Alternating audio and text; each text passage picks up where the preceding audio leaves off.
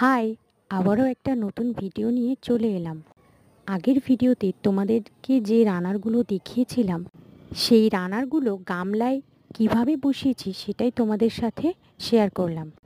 এখানে আমি 30 টাকার গামলাগুলো ইউজ করেছি, আর মাটি তৈরির জন্য বাগানের নর্মাল মাটি, ভার্মিকম্পোস্ট এবং হাড় গুঁড়ো ব্যবহার করেছি। আর রানারগুলো কিভাবে বসিয়েছি সেটা তো তোমরা ভিডিওতে দেখতেই পাচ্ছ। আর হ্যাঁ, আমি রানারগুলো জলে ভিজিয়ে রেখেছিলাম, তাই সেটা দেখে কারো মনে হতেই পারে রানার জলে ভিজিয়ে রাখতে হয়। কিন্তু না, আমি যেদিন রানারগুলো নিয়ে এসেছিলাম সেদিন আমার হাতে সময় না থাকার জন্য আমি জলে ভিজিয়ে রেখে তার পরের দিন রানারগুলো বসিয়েছি।